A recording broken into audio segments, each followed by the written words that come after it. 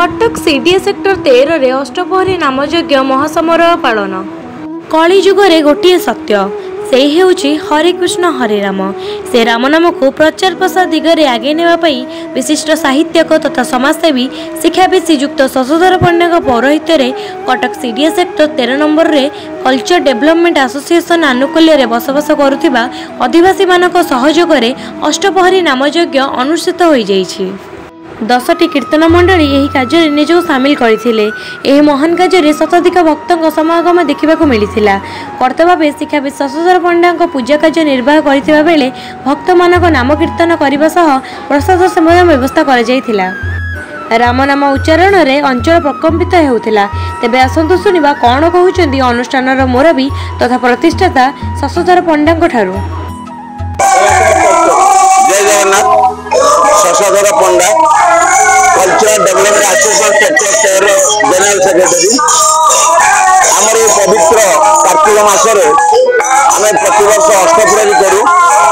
2024 करूँ यही जगह एवं 2025 द्वितीय अष्टप्रहरी नाम कीर्तन ये चली।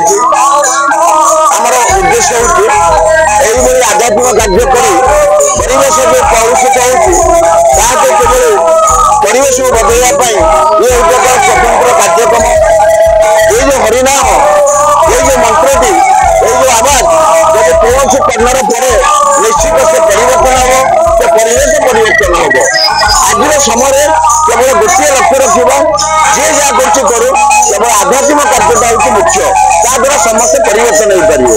आमर ये 13 नंबर सेक्टर आदिवासी मैंने स्व इच्छा समस्त सहयोग कर कार्यक्रम मान द्वारा समापन होती। काली अधिवास थिला आज द्वितीय दिन काली नगर कीर्तन अच्छी काली आम उद्यापना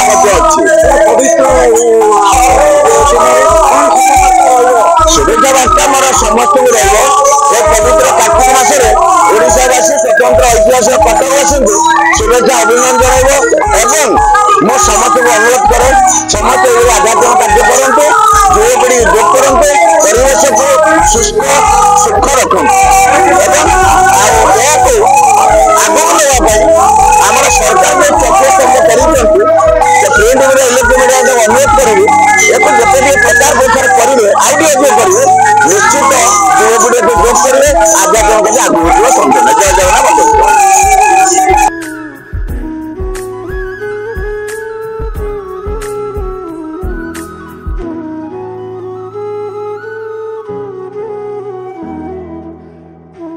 मनोज कुमार बारिंग रिपोर्ट एमबीटीवी ओडिशा।